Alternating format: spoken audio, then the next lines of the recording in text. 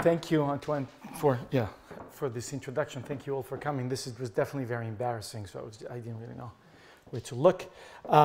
So let's see. So I'm going to give 4 lectures here during my stay this month, and this is going to be this is a very strange thing to put together. I will tell you about optical techniques for condensed matter, and so the way this talk is organized is that people that know about anything about what I'm going to say are going to get no information out of this, because it's going to be at such a superficial level that it will be quite embarrassing. People that do not know about this will learn nothing, because there's really no content. Somehow the purpose of this talk is that when you, at the end of this lecture, if you hear OPA, you will know what it is. And if you hear DFG, you will know what that means.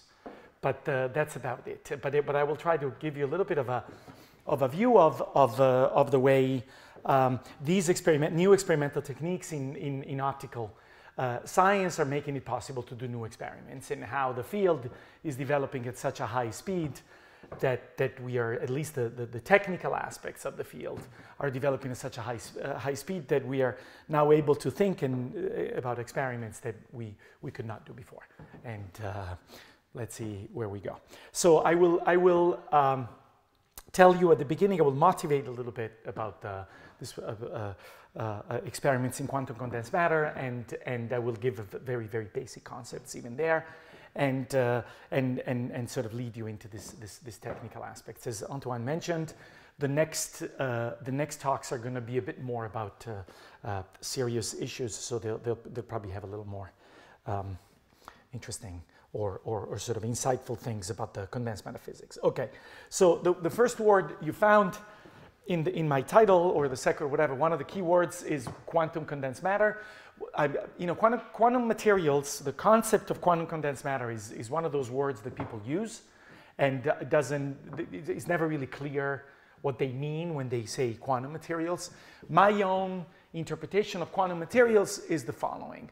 Quantum materials are a group of solids in which one cannot, even qualitatively, describe the physics or describe their collective behavior by using classical physics. I mean, everybody knows that you need quantum mechanics to understand why silicon is silicon and it has a band gap rather than not having a band gap, or why something is a metal and why something is an insulator. But perhaps one qualitatively could decide that you can tell why something is an insulator because, say, the electrons are stuck close to the nuclei, whereas something is a metal because the electrons are itinerant. And maybe and if I think about a metal and I try to decide why does a metal conduct and how does it conduct, although I cannot quantitatively predict how well it conducts, I can kind of, by basic, if I put a scattering rate and some density of electrons, I can do a pretty good job at understanding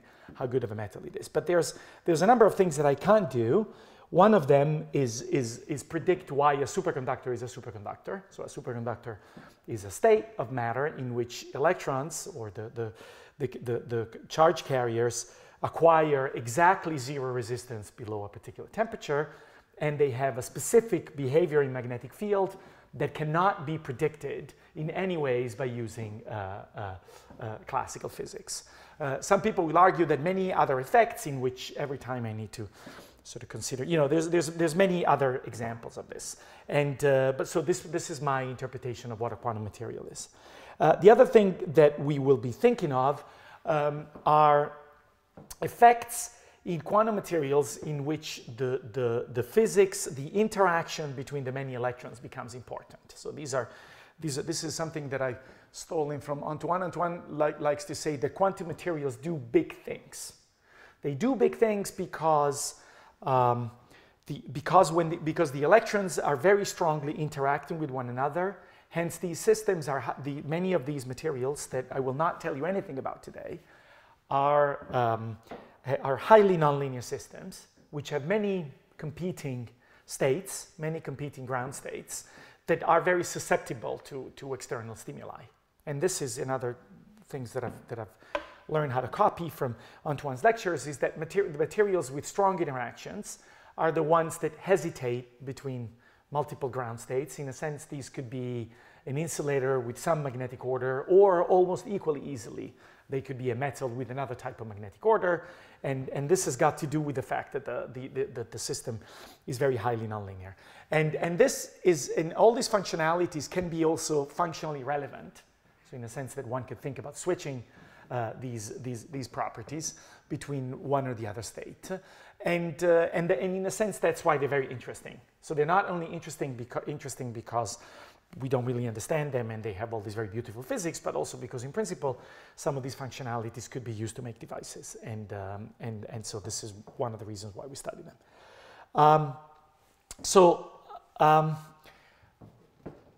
Let's see. So this is how I'm going to summarize this at a very simple level. Strong correlations produce collective giant responses of these materials to small external perturbations. These are functionally relevant responses. And what we would like to do is to control these materials and make them do what we want. And mind you, the same reason that makes them so susceptible and so interesting is also the reason why they're so difficult to control. So these two things go hand in hand. In principle, a system that is infinitely sensitive to external stimulation is also the hardest to be controlled. And this is why these phase diagrams have, are so crazy. And this is what do I show there? I show some manganites and various other compounds in which this multiplicity of ground states is especially important. Okay, so right, so this is really again in the spirit of a talk with no content. This is what I'm going to tell you. So for maybe 100 years or more, maybe for thousands of years, people have been trying to control these materials by doing the followings. This is a phase diagram. Is there? Yeah, there you go. I'm learning how to use glasses. I'm getting, and so this is really, I don't know where to look. So this is a phase diagram of one particular material.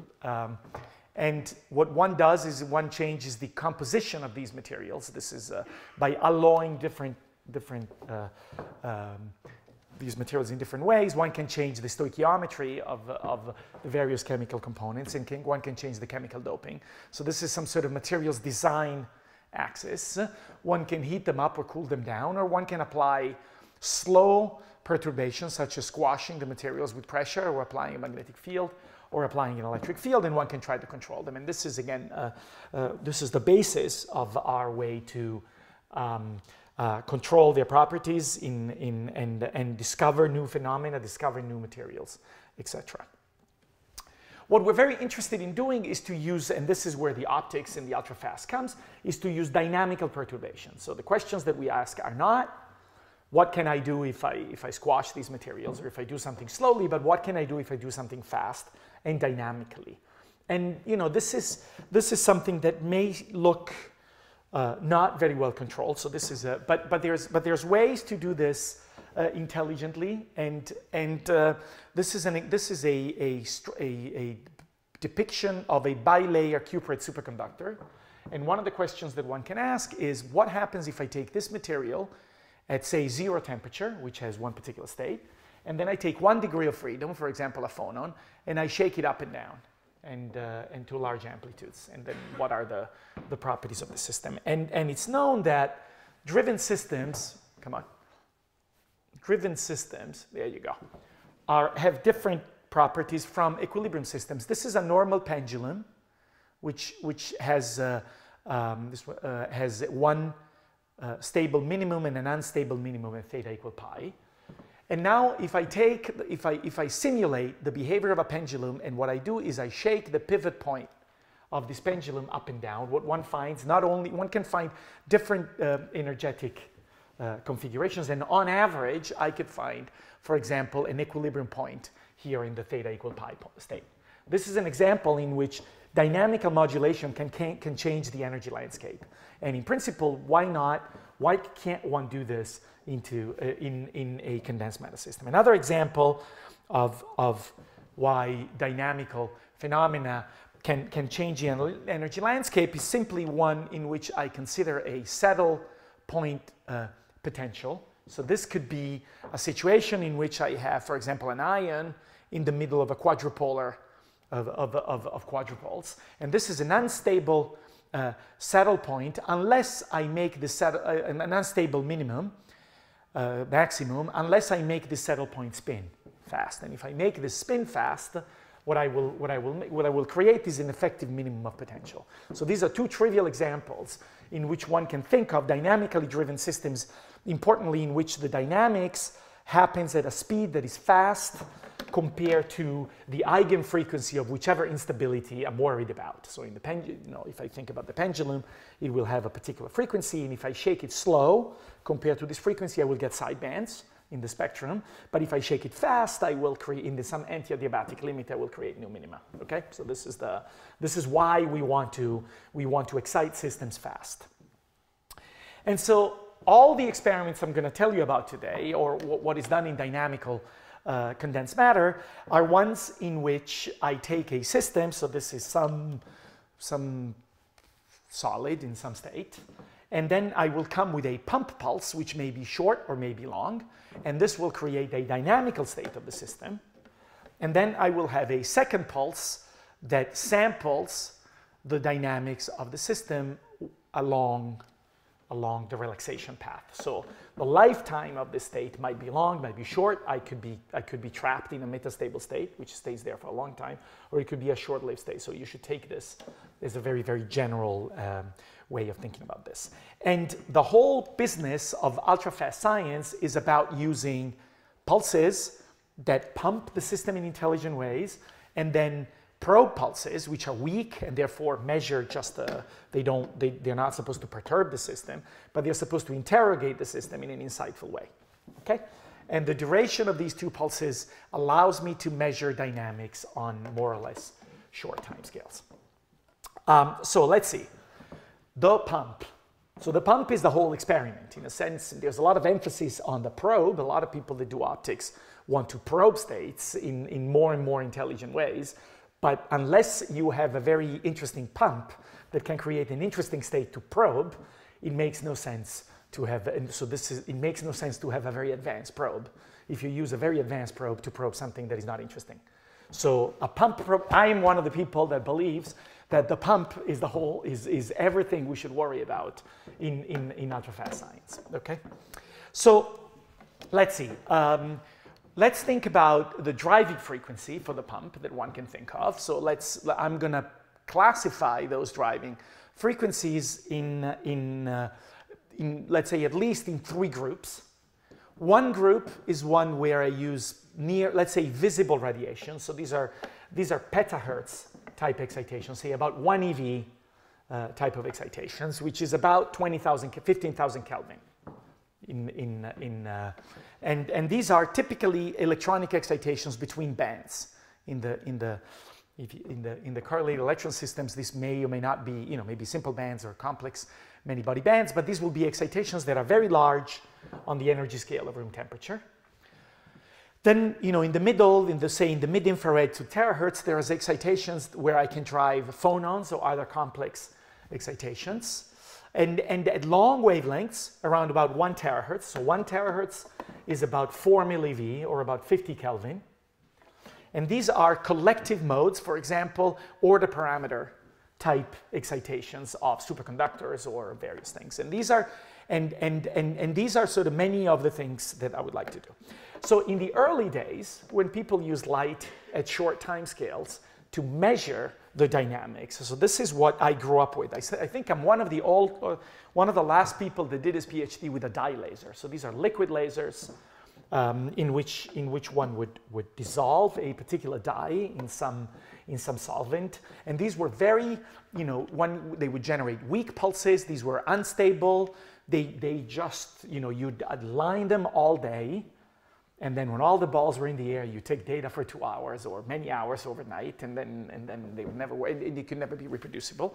But these were the first lasers that allowed us to have femtosecond radiation, but they were stuck at about 2 eV radiation.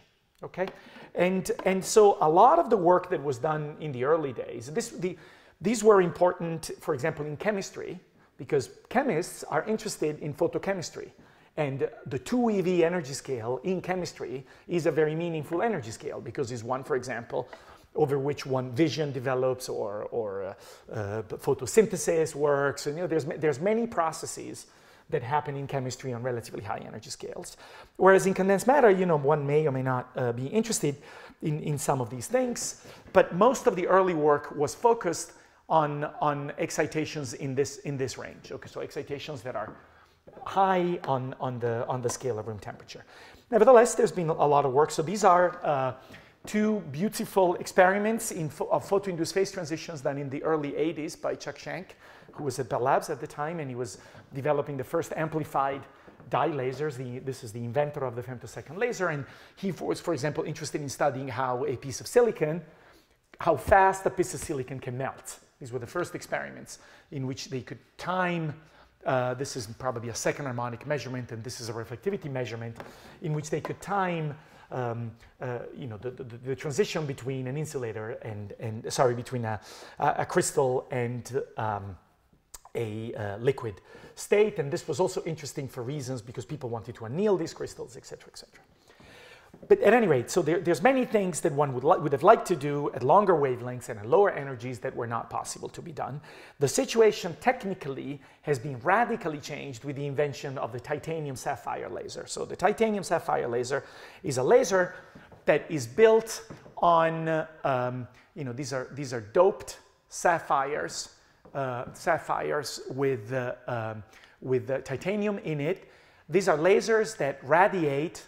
They're solid-state lasers. They radiate at about 1.5 eV, but they can be amplified in this very beautiful way. So this is the most important thing about these lasers is the invention, again, by a Frenchman, by Gérard Mourou, who in the mid-80s, when he was at Rochester, invented a technique that allowed us to generate stable, reliable, high-intensity pulses that, you come in the morning and they work every day.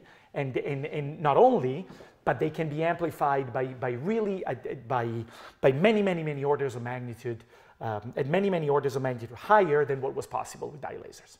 Okay, and so all of a sudden, all sorts of nonlinear optical techniques became possible. This technique, I'm just going to say 2 qualitative words about this. You get a short pulse at about, say, 2 eV in a short pulse, and if you want to amplify this pulse, what people did before this type of technique, they would put these pulses in an amplifier, they would amplify it, and before you know it, they would drill the amplifying medium. So they could never drive these pulses to very large amplitudes.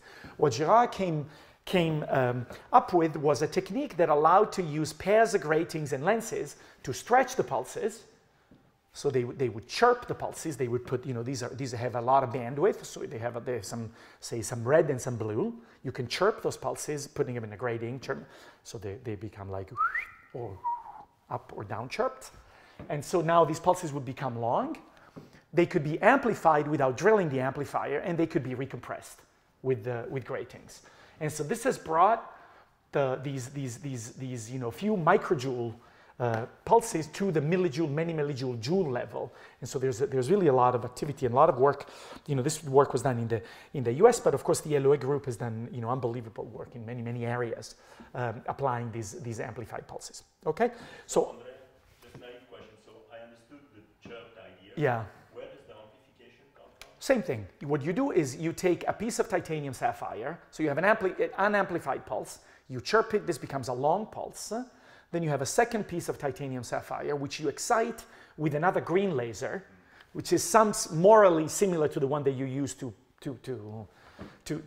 launch the pulses at the beginning. Then you can amplify, the pulse is going this way. From a small pulse is going this way, it gets a big pulse, but it's long. So the peak field is never too high.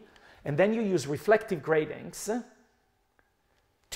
I will actually show something else that will be later on, that will make it clearer how you can sort of out chirp and then chirp it back, and then in air you end up with this really long pulse. However, the whole art of this was to find a way to stretch the pulses. Of course, people tried to do this for a long time, but actually this was not Gérard's doing, but other people figured out a way how to use intelligently lenses so that one could invert the colors in the right way, so that one could make both stretchers and compressors. Yeah, please do stop me because and also I don't know, most of you, I actually don't know how much you know. I'm sure there's a mixed group of people that know all these things and people that don't. So the more you talk to me, the more I'm going to be able to say something useful. Okay, at any rate, you can make these pulses, and all of a sudden you have access to nonlinear optics. These pulses are now stable, and they can be put in nonlinear crystals, and the frequency can be converted. Okay, so these are two plots. This is a titanium sapphire laser that goes into a piece of glass, and it goes from being a narrow one color pulse to this beautiful white light that then is put on a grating, and see you have these rainbows. This was done 25 years ago in Milan. I think this is an experiment that was done in Milano just as a demonstration for some donor or something. This is actually an experiment that was done at the University of Michigan by Gerard's group. Maybe Antoine knows this better than I do, but I think this was Gerard's lab at the University of Michigan. And what he has done is he has launched these femtosecond lasers down the hall.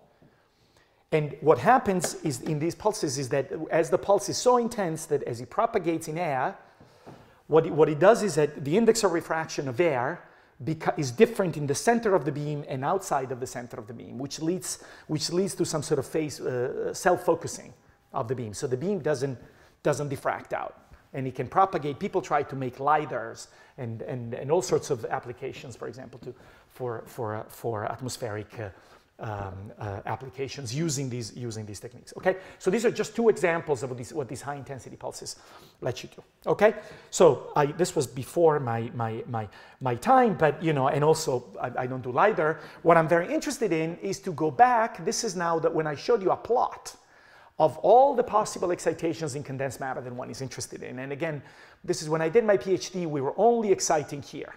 This is 1 eV excitation, which is 10,000 wave numbers. And whereas, this is a plot of optical response of complex materials, and you have all sorts of very interesting complex excitations that rather than observing, everybody for a century has been using linear response to measure these excitations close to equilibrium. What I'm interested in is to drive them hard and understand their nonlinear response.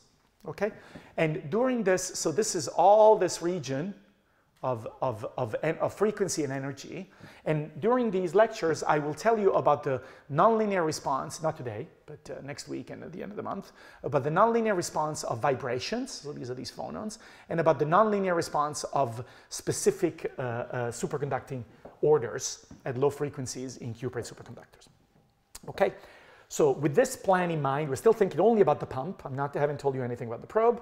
And I'm going to give you a little bit of trivial ideas of what one does with well-behaved laser pulses to convert them from this color to all these colors down here. Okay?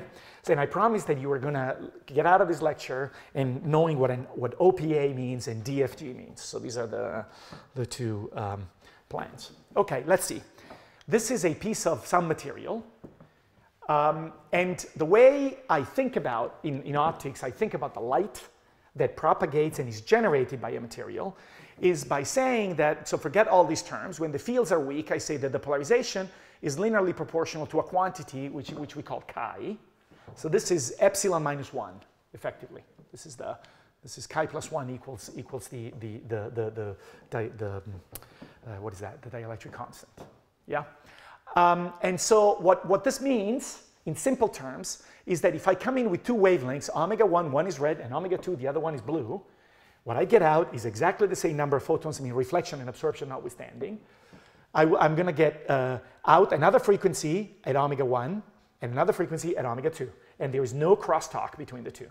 Okay? If I now think about a field that becomes relatively large on some scale, I'm actually not sure how I would say that. Let's say that the field becomes of order such that the material starts responding nonlinearly. Then I can start thinking about all the other expansion of this polarizability, and let's only think about the second order polarizability. That's all we're going to need to convert this light into other colors. And so what I can get are a number of other processes that involve, for example, omega 1 plus omega 2. I get omega 1, I get 2 omega 1, 2 omega 2, everything which comes with sums and differences between the two. And so this is SFG, some frequency generation. What I will have is that I can take omega 1 and omega 1 and omega 2, and because of this term, I can mix them and I can get out a photon at the some frequency, okay? But because the system has time reversal invariance, I can also have the time reversal symmetric of this, which means I can have difference frequency generation, which means I come in with a pump frequency, which is now, let's say, this frequency, and I can come out with two frequencies that are, let's say that this nonlinear material is going to be what we call a photon cutter. I have a high frequency photon and I make two, the sum of which are the same energy of the one that comes in, etc. But I can also use this method to amplify this light field. Okay, so this is what OPA is, optical parametric amplification. Okay, so the important thing is that I come with an intense high frequency laser pulse, and I can either spontaneously or I can seed this process. I can get two photons at lower frequencies that are being amplified. So this is a parametric process that allows me to generate lower frequency light. Okay, so this is again a simple idea of this. I start with a pump field at high frequency and I get two photon fields, one that for various reasons I called a signal, and one that I call an idler, because traditionally this would be a spectator that would just assist you in amplifying. It would be idle, I suppose, as the signal was being amplified. Okay? The great thing about this is that there's no real levels. This only goes through virtual levels. And so in principle, I can amplify whichever pairs of colors I want. I start from the red, and I could, provided that something happens that I'm going to tell you, I can generate all pairs of colors. And the other thing that needs to happen is that I need to conserve energy, of course, because the sum of these frequencies needs to be, the sum of these frequencies time h, whatever, needs to be the incoming frequency. But also, I should conserve the phase, which means that I have these two waves that propagate, and these for the light field to build up. The phase velocity of these two fields needs to be matched. Okay, so this turns out in this beautiful equation that tells me what I can do. Okay, but to the extent that I can match the phase velocities of all these three beams, which of course will have different linear dispersions. So I can play with polarization and various other things to make those guys match. I can build all these parametric amplifiers. Okay. Now the next thing, which is the last thing about nonlinear optics that I'm going to tell you in some detail, is that once I have generated this OPA, where I have a signal and an idler, and the signal is being amplified and the idler is also an intense beam, I can now use difference frequency generation to do this minus this and generate even longer wavelengths. Okay, so I can cascade these processes, because typically, because I need to match the wave velocities, typically this signal and this idler will work well when they're at about the same frequency. But in principle, I can take this and then subtract them again and make a very long wavelength. Okay, so this is kind of the basis. All these techniques have been around since the 60s, of course, since people discovered nonlinear optics. But now with good lasers, we can do lots of things. Right, okay. One of the things that one can do, and I won't belabor this too much, one can, for example, and this goes back to a little bit to Antoine's question before, I can shape those pulses.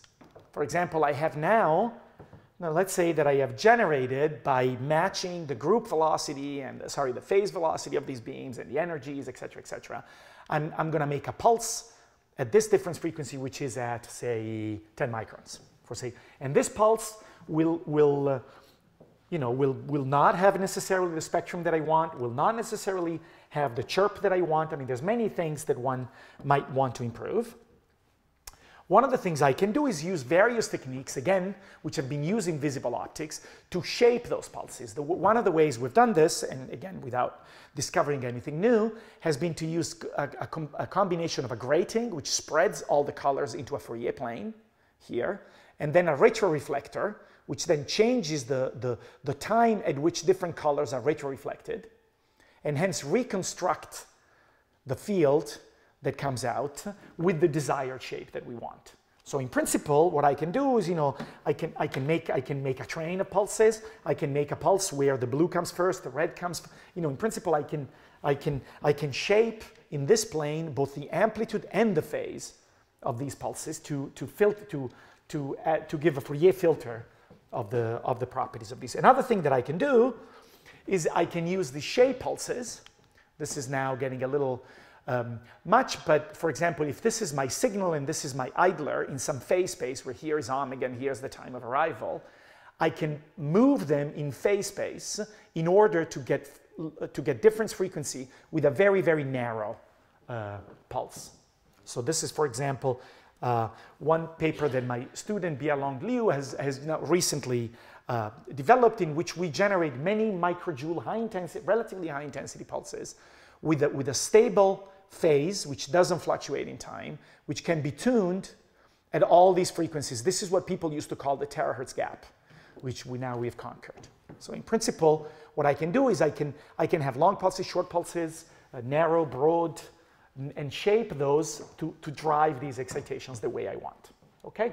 So this is a little bit, and there's continuing ongoing work to try to find ways to control these solids. Somehow the vision, I believe, is that now let's assume that I'm exciting phonons in a system, and let's assume that this material has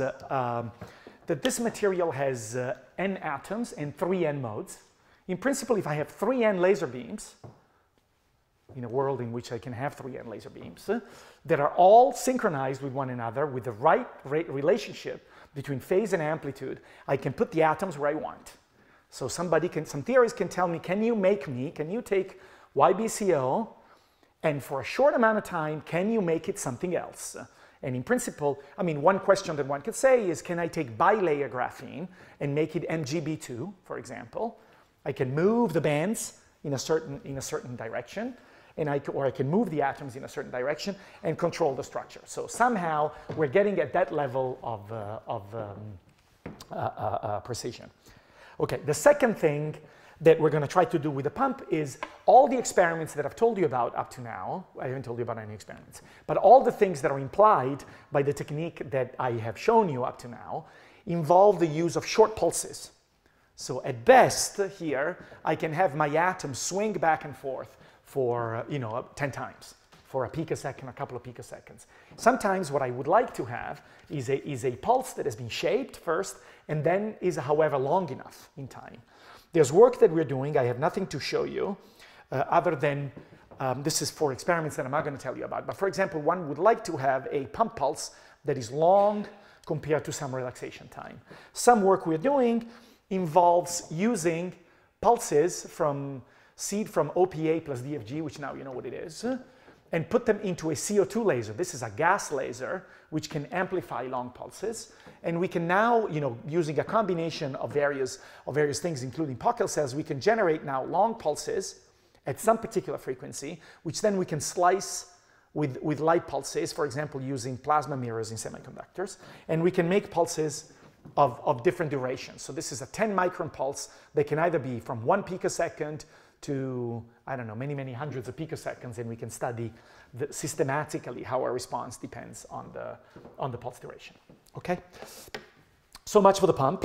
This is, so in principle, what we can do now is to drive whichever excitation we want in a system, as long as it's at long wavelength. Remember, in condensed matter, of course, you also have wave vectors that can be higher than 0, and unfortunately, this is not something we can do. In the far field, you can only excite things at k equals 0. But to the extent that these excitations are at k equals 0, you can drive them direct, and they have a dipole, and they're odd. You can drive them. What you can't do is, of course, drive totally symmetric modes, and you cannot drive modes at finite frequency. But as long as they're odd and they're k equals 0, I can do what I want with them, somehow. Right, okay, the probe. This is an even bigger subject, but the purpose of this talk is just to give you a flavor of what people are trying to do these days, okay? And how, again, these very nice lasers and various other things that I will just very briefly touch on. What time is it? Right, okay, I think I'm talking too slow or talking too much, or both. Yes.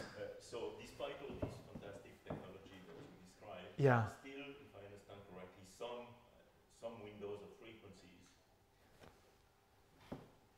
So this is now, no, sorry, this is not the, no, that's not true. So this paper, which just came out last week from Bia Long, my student, really shows by using a number of organic crystals and chirp pulses. I mean, I'm not going to get into this. What we used to be able to do is only to excite around here. And this is because we did the difference frequency in one particular type of crystal, which is called gallium selenide or silver gallium selenide. And in all this region, this was the terahertz gap.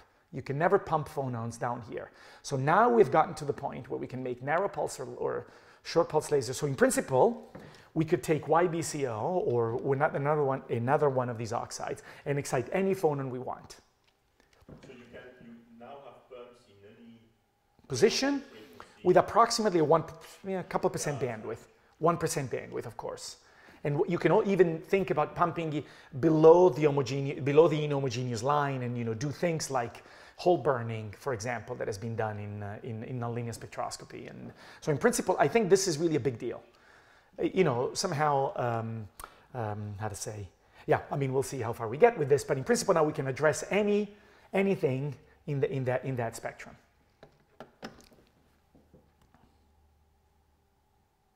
Before we leave the pump behind us, does anybody have any question, thoughts? Was that clear? Or yeah, okay. Please. The intensity of the field, if I pump, so if I choose this frequency, you say I'm exciting only phonons in the terahertz. Well, provided that there's only phonons there, yes. yeah. And then what can I tune with the power of this pulse? Yeah. Okay. Okay, so let's see. In general, how am I going to answer this? So as you have a field that is only weakly nonlinear, you will drive the phonons, and you can think about the excitations of the phonons in the same way that we thought about the polarization in the nonlinear crystal. And so there's going to be multiple orders in which different phonon modes, for example, will be mixed. This is something that we've worked with Antoine. I see Alaska back there. So there's theoretical work being done in trying to understand exactly what happens as you scale up the field of these phonons, but one can think about second order, third order, fourth order phonon nonlinearities, all the way to melting, if you wish. For example, in the organic crystals, we have way too much light, and we can melt them before we can do anything. So in principle, you can drill a hole, I suppose. That's not exactly your main goal. Not necessarily. No, exactly. Yes. So first Michele, and then Alaska, who is in the back. Yeah. Now, at such low frequency, you can also imagine that essentially you have like a static electric field which bends the bands, and you may imagine simply tunneling the bands. Since your peak field is megavolts, is also this a possible view? Okay, I'm not 100%, okay, the level of reliability of this answer is relatively low, but I believe that this Zener-like effect that you're suggesting is intrinsic to the anharmonicity that I'm thinking of. When I think about how phonon A couples to phonon B, what it means is that the electronic structure is being renormalized by the field, and hence phonon A couples to phonon B, because the electronic structure is going with it. Does this answer your question? Because in principle, with such a field, you can have a transition between, say, bands that at equilibrium are at frequency much higher than the pump. I mean, of course, if the ponderomotive energy that is within your field is of order the band gap, you will have Zener tunneling. I mean, okay, let me say it in a different way. The fact that a phonon resonance is at a specific frequency is only a property that you have at zero field. Once the field becomes finite, of course, you have broadening of all these lines that all mix up together. But this is the life we've chosen, and we're trying to understand how these effects are going to be. So this is all part of this nonlinear response at long wavelengths, I would say. That's Alaska, you had a question, I thought. Yeah. Yeah. So you said you had 3N lasers Yeah. Can you excite all kind of phonons? What sort of phonons you can excite? Well, let's say you have 3n odd modes at k equals 0. Then you can control the relative phase and the relative amplitude of all these modes. You can do whatever you can with the linear combination of 3n modes. And so you can cover a lot of free space. That's my, of course this is said in jest, because of course you cannot have 3n lasers in YBCO where 3n is 92. But then again, in your computer you probably can. And then one can maybe, there's interesting experiments. But you're certainly familiar, for example, with the experiments that Tobias is doing, where he's thinking about where he's pumping 2 modes with relative phases, and then you start making the atoms move around or not, or going linearly. So in a sense, provided that the technology follows you, you could generate many dynamical states that come from this linear superposition. All right, we're going to go through there's so many things that I need to say. So this is going to be a little bit of a phone book or a laundry list now. But let's say that now what I want to do is to use this pulse, which was the pulse that I told you about. And then I want to use at least a second pulse that interrogates this dynamical state as a function of time. Now let's think about 100 years of condensed metaphysics. What people do nowadays at equilibrium is, and this is just a small list of things that people do, they measure the optical spectrum with infrared optics. So they want to have broadband optics, and you can measure particular correlation functions of the system. They measure the spectral function with photo emission. They do ARPIS, or they do XPS, they do core level, they measure chemical shifts, they measure all sorts of things. They measure X-ray absorption, which I haven't shown here. They use scanning tunneling microscopy to measure densities of states, or something related to densities of states. You want to measure atomic structure with hard X-rays. You measure magnetic order with, say, resonant X-rays or neutron scattering. And there's another half a dozen techniques.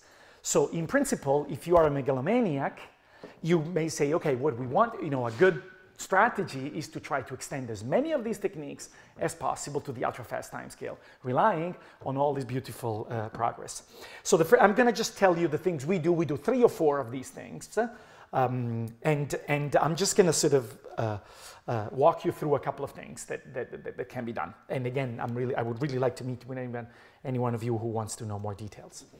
This is, for example, the optical spectrum of YBCO, which is a high temperature superconductor. And this is a typical measurement that I do at equilibrium. There are signatures of the superconducting state, in particular this edge here and this other edge here, and I'm not sure, yeah, let's say these 2 things. There's multiple phonons, there's various things. People measure those. And what I would like to do is to measure them as a function of time as these things develop, okay? Right, so that's the plan. Here I pump and here I probe. How can I measure such a broad band? Of course, in principle, I could tune my probe laser, and redo the experiment many, many times. What I would like to do is to measure this spectrum and measure this with sensitivity to amplitude and phase, meaning that what I want is both the real and the imaginary part of the optical constants. So the way I can do this is to use a probe pulse with a very broad spectral content. And so let's say a half-cycle pulse. If this is a half-cycle pulse, this will be a white light pulse with a spectral content that will be approximately the inverse of this pulse duration. And the way I do this, again, let's go back to difference frequency generation. Remember what I told you, there was this difference frequency. There's going to be another slide after this. But let's say I have a pulse in which this is a spectrum, and this pulse has a finite bandwidth. And so what happens is that here I have some green and here I have some yellow. And in principle, I can take difference frequency generation between any pairs of frequencies that are within this spectrum, okay?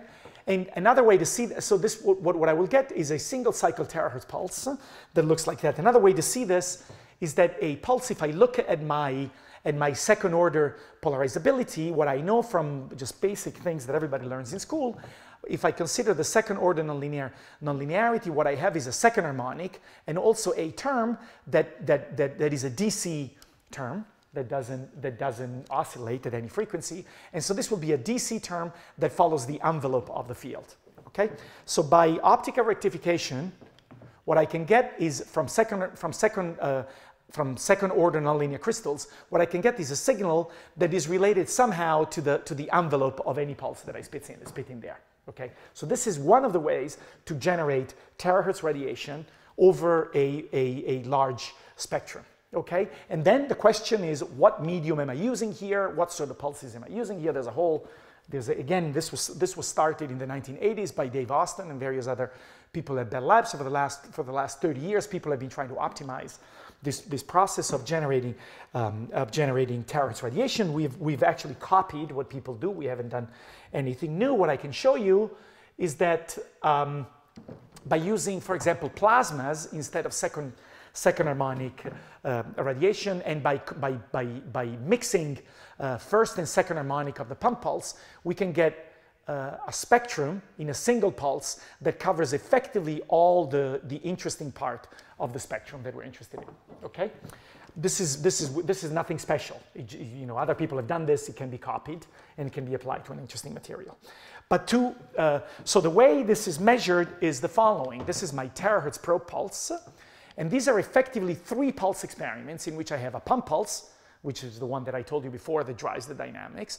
Then I have this probe terahertz pulse, and then there is a third pulse that samples the response of the pulse, and in a sense measuring a spectrogram of this pulse for any pump probe time delay between this and this. So this is a 2-dimensional measurement in which at each time delay I will measure both, you know, this dynamics, and I will measure the spectrum of this pulse by Fourier transforming this time trace. And I will do this with sensitivity to both amplitude and phase. So if I do the things right, I'll be able to pull out epsilon 1 and epsilon 2, or sigma 1 and sigma 2 at every point in time during this dynamics. Again, you will see more in one of these lectures. This is an example of the dynamics in yttrium barium cuprate, in which we were interested in studying how particular features that are related to the superconducting tunneling change as a function of time, and these are fits to the data.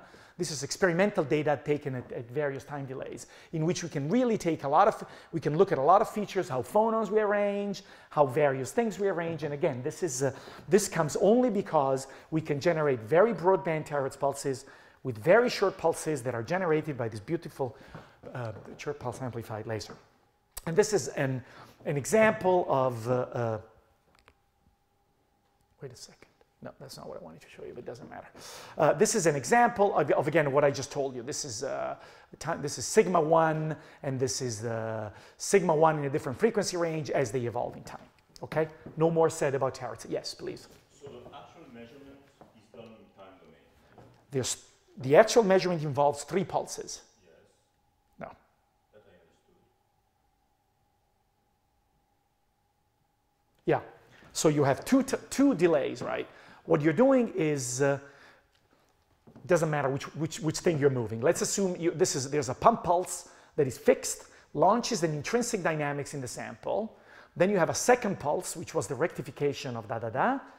And at each time delay here, you scan the sampling pulse, which then tells you how much the electric field is changing at each point along the spectrum and at each point along this dynamics. This is the Fourier transform of a spectral component of the frequency domain probe, and this is the time resolved evolution.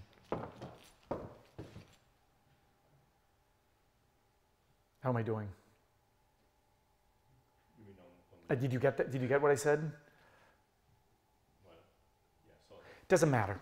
Okay, let's assume the following. Forget about this pulse. You take this pulse, you put it in a spectrometer, and you measure the spectrum as a function of this time delay.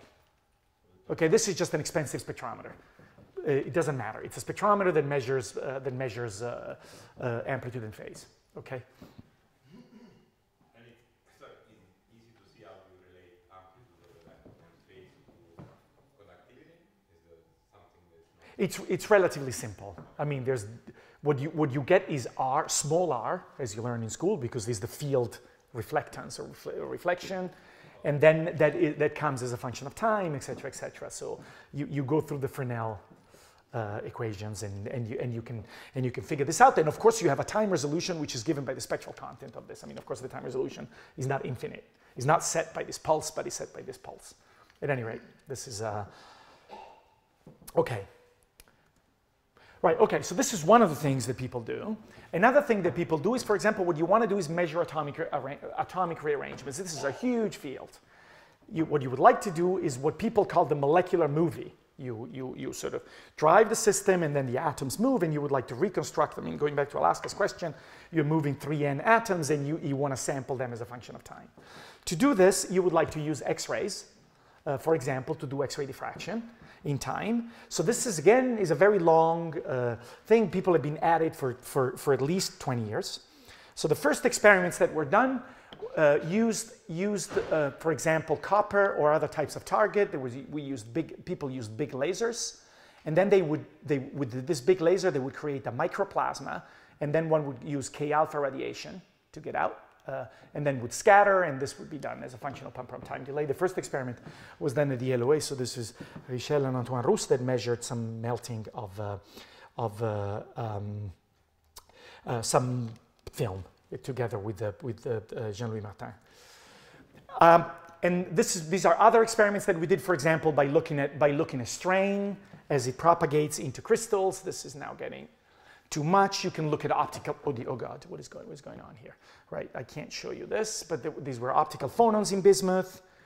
Other techniques, we used slicing, for example, at synchrotrons, where one could use femtosecond lasers to slice out short bursts of electrons separated in time from a long electron pulse in a synchrotron in order to generate femtosecond electron pulses and then do pump probe experiments. This is 5 years of this curve is 5 years of my life when we tried to develop with signal to noise of 1 to develop these early techniques until new sources came in line. I mean, these were like really difficult experiments in which one would have, on a synchrotron, one would have a laser on the one side of the synchrotron that would be coupled into the synchrotron slice.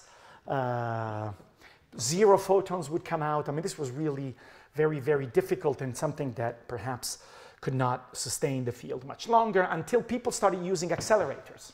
Of course, people started making, this is the Stanford LINAC. This is a 3-kilometer LINAC with beams that go to, that are accelerated up to 10, say about 15 GeV. And so one can use these pulses they can be made synchronous to a laser, and one can start doing experiments. So all of a sudden, all this science has become big science. It used to be tabletop work, and now we start using free electron lasers. These are experiments. For example, nowadays, the new generation, these are the free electron lasers. These are effectively, 3-kilometer long accelerators, which, as I said, they generate pulses at about 10 to 20 GeV. And these pulses they interact, these pulses interact with the photon field bunch and then amplify and create millijoules of X-ray radiation with femtosecond pulses. Just to renormalize you, until about, say, 2010, we humans, Homo sapiens, we were able to make lasers all the way to 80 eV. Nowadays, we can make them to 20 keV. There's a hole in the wall in California, and now in Hamburg, and soon in Switzerland, where you can get millijoules of pulses with femtosecond duration anywhere you want in the spectrum between 100 eV and 20 keV. This is really a triumph of I don't know what, of big science and accelerator technology. So these can be synchronized to a laser to study the molecular movie or the motion of the atoms. These are experiments that I will tell you about. This is work done in collaboration with Antoine's group in Alaska and my student Roman Mankowski, in which we looked at the transient lattice distortions induced in a YBCO crystal by the excitation of one particular phonon, which then would couple to multiple other phonons and create a transient structural distortion that would give rise to important changes of the electronic properties, in particular enhancing the coherence of these and creating some features of the superconducting state above the equilibrium transition temperature. So this is how we could, by a combination of measuring a few peaks and by theory, we could make a proposal for a transient crystal structure of a putative enhanced superconducting state system with a higher transient superconducting state. Other things that one can do with these free electron lasers, again, I'm walking a little fast here, are experiments in the soft X-rays, in which nowadays one measures all the spins by doing resonant soft X-ray diffraction. This is something that became available at synchrotrons statically only 10 years, or maybe say 15 years ago. And nowadays with free electron lasers, we do this routinely at femtosecond resolution. These are experiments in which one looks at, for example, charge stripes in some other cuprates. These are things that my group has been involved in which we can measure the melting of charge stripes. Just to give you an idea, what we're doing is we're using short X-ray pulses to reconstruct super lattices of charge modulation on top of the lattice of, say, less than 1/10 of an atom, of an electron per atom. And this is done as a function of time with femtosecond resolution and on nanometer length scales. If you think about what was being done 15 years ago when I was even when I was a postdoc, this is just a completely different world. I mean, this is really how technology is opening up all sorts of unbelievable things to do. Last thing that I'm going to tell you, again, no details, but just to give you the flavor of what can be done nowadays, is this. In principle, what you would like to do is to measure how inhomogeneous patterns. Now, in the other experiment, what I showed you were experiments in which you would look at some particular periodicity, and you would look at some Bragg peak as a function of time, and you would measure that. In principle, you would like to look at aperiodic structures and reconstruct an object. And you can do this, of course, if you phase this diffraction pattern. If you measure a diffraction pattern and you only measure the modulus, of course, you'll get the modulus of the Fourier transform, which can be back Fourier transform to give you an autocorrelation of the object that you want to look at, but not the object itself. So in principle, what one needs to do is to take diffraction from some of these patterns, for example, and phase them. What people are doing nowadays is to apply holographic methods. So in principle, you can use a free electron laser that is transversely coherent. You can have an object and a second hole. Let these guys interfere in the far field, and you can phase this diffraction pattern like in holography. You can use a reference beam and the object to reconstruct your object. These are experiments that we did with Henry Chapman where we put some, I don't know what this thing was, some elephant on a silicon nitride pattern, and we could explode them as a function of time and reconstruct them as these things were evolving, and we're trying to develop new techniques. Okay, I'm done with this. There's many things that I haven't told you, and again, this is a highly skewed view of what's being done. Some experiments that are done in my department, there's a lot of work using XUV radiation for femtosecond ARPIS. We've done some work in graphene and various decalcogenides. Sebastian Loth in my department, this is not work I'm in any way involved in, but he's working on this, is to use STM gated by a terahertz pulse. Normally when you do STM, what you do is you apply a DC field and you try to look at the tunneling, which is of course not very specific in time. What Sebastian is doing, he has a very successful ERC to do this. He's using a terahertz pulse in order to apply the gate at one point in time and only suck the tunneling current in one particular point in time. Other work, this is again, we've taken stuff that was done in the 1980s, but then never really developed, and we use what are called Austin switches. These are photoconductive switches, which can be switched on and switched on for only, say, a fraction of a picosecond, and we can launch current pulses that propagates through waveguides. And in principle, one of the things we're trying to do is to build squids with fast time resolution, things of this nature, measure transport at short times. So everything that I've told you has been done by this beautiful group of people. Let's see, I wanted to show, so Jan Nies actually, I broke my heart, he didn't come to my lecture, was with me, and he's now at Polytechnique, and he's just come back to Paris, but yeah, so whose work did I talk about? I talked a lot about the work of Bia Long, which I can't see. There you go. Bia Long, Liu, and Michel First, who have really done a lot to develop these optical parametric amplifiers. Andrea Cartella also. Daniele Nicoletti, of course, Roman, who did all this X-ray analysis. Van Zheng Hu, who developed the broadband terahertz work for the YBCO. Matteo Mitrano, I haven't told you anything about him, but he's been really doing a lot on these things, and lots of other things and people. So I think I spoke for too long, and I apologize for this. This is some sort of summary of what I've told you. I did warn you that this was going to be a hysteric combination of no information and too much information. But I hope at least I gave you the flavor of some of the things that can be done. Thank you for your attention.